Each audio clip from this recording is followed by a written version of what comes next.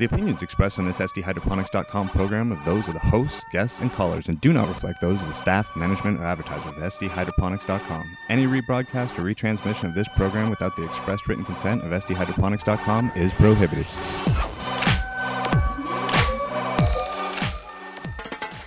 Welcome to the San Diego Hydroponics and Organics Ask a Grower podcast, your introductory course for indoor gardening. Prepare to reap larger yields, grow better fruits, and have your questions answered by our experts. So sit back and relax, ladybugs. You're now tuned into the latest buzz from the soil and hydroponics industry. Harvested exclusively for you at San Diego Hydroponics and Organics, SDHydroponics.com.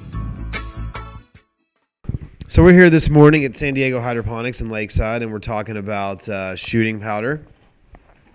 Shooting powder is the secret of every successful gardener. It's an amazing high phosphorus, high potassium stimulant from House and Garden. Basically, you use shooting powder the last 3 weeks of flowering, unless you're on a 10 or 12 week cycle, maybe then it'll stretch out to 4 weeks. But you use it basically from the end of top booster on. The first week, you're going to use it at 1 sachet per 25 gallons, and the last 2 weeks would be 2 sachets per 25 gallons. That's about 2.6 grams per gallon, roughly about 5/8 of a teaspoon. You'll be using your shooting powder and just double that strength into your later parts of flowering. The shooting powder has a unique ability to actually tell the plant to start building its flowers all over again. So even when you think you're finished, you're not. Flowers are gonna keep getting bigger and bigger, and you'll aromas will get a lot more fragrant. And always be careful with shooting powder because it is such a high phosphorus and potassium to cut back your nutrients.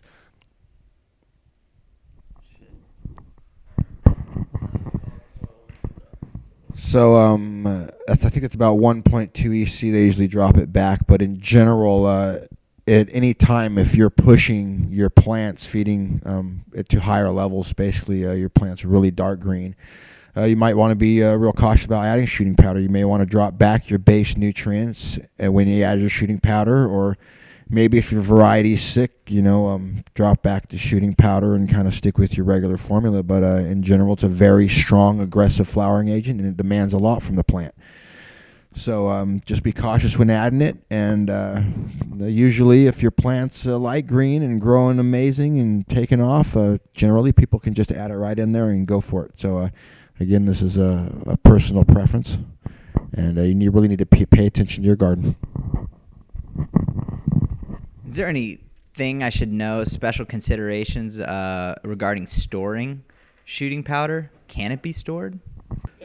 Shooting powder is hydroscopic in nature, and basically what that means is it tracks water out of the air. So storing shooting powder can be tricky.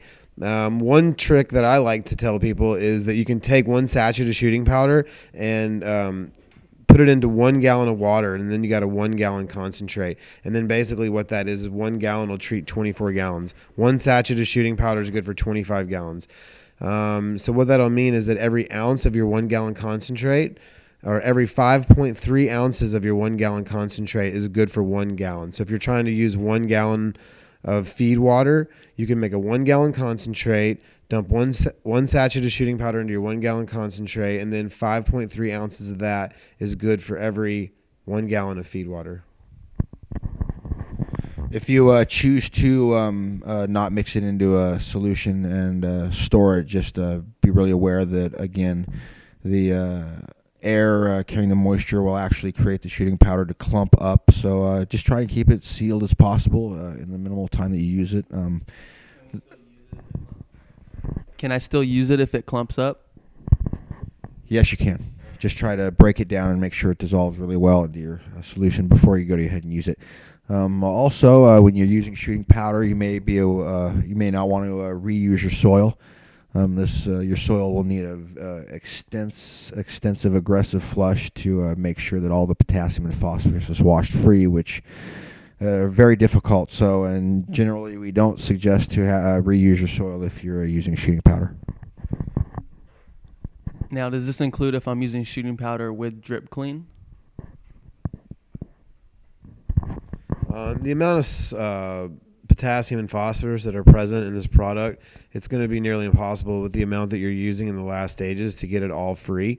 You can use it, but just note that an extra rinse of the soil is recommended, and if you're going to be putting young tender plants in there, it's not recommended to put them in after a shooting powder.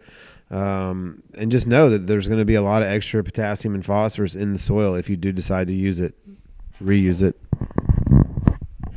And even when not reusing soil, because there are excess amounts, personally, when growing in soil, I do give extra flush, whether it's that whole last week or just 7 to 10 days flush rather than just a 2 to 3 day pre-harvest flush with hydro.